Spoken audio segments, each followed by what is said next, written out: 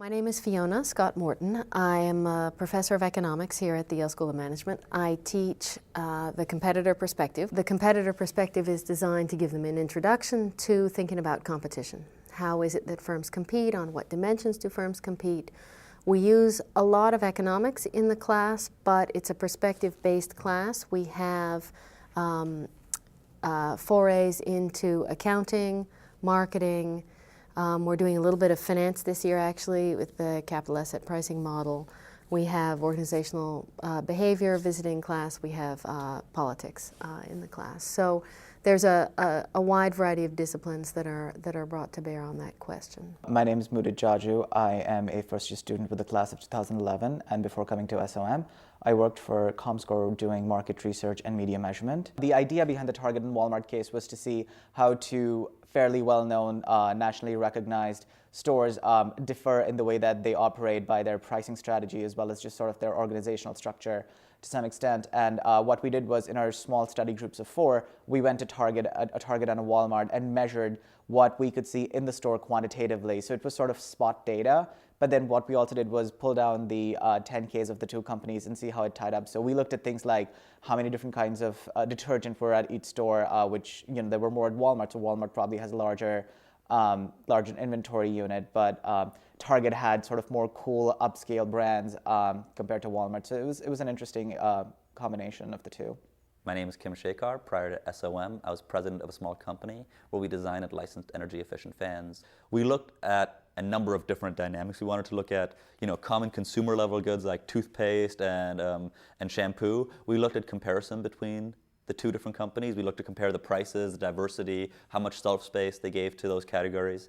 But then we also looked at different products for more high-end consumers. So we looked at things like the number of pillowcases, the kind of thread count on bedding sheets that they had.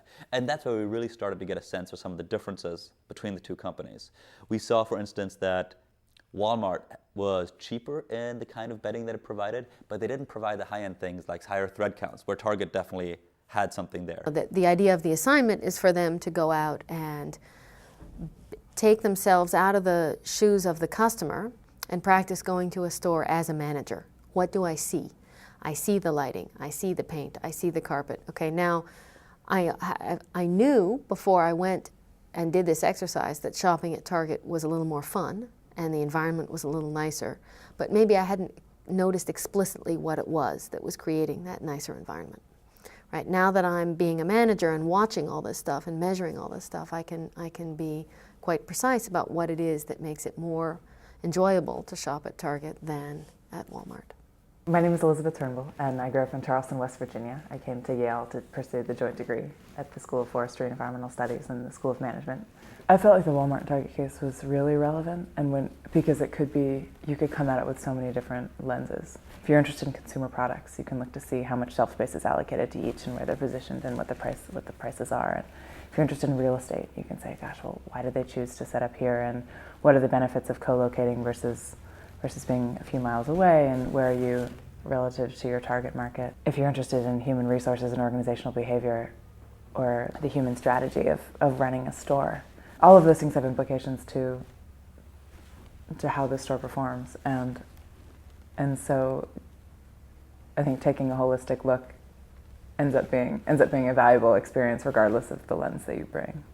Afterwards, when we'd done some of the research and in person, we could look at the financial statements again, and we could find some things like asset turnover. We could look at inventory turnover. We could look then at the right information to look for, where we may have seen clues to show the difference between the store that wasn't obvious to us on the first go-around looking at the financial statements.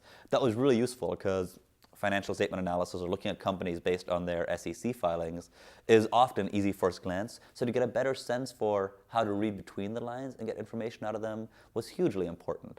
Was something that still, when we've looked at subsequent cases, has been really useful.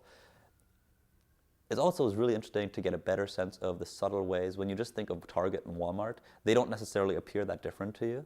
When looking at it through the perspective of the competitor course, I started seeing the classes are really, the companies are a lot more different than it appears at first blush. Now, looking at other companies, just when I'm watching TV and seeing ads, or when I see articles in the newspaper, to see those subtle differences between companies that seem like competitors on the surface, but that have different strategies. It's already been, in just the few weeks since we've done the course, it's been great in terms of just looking at the news, looking at other classwork, and just seeing the newspaper and seeing what's going on out there.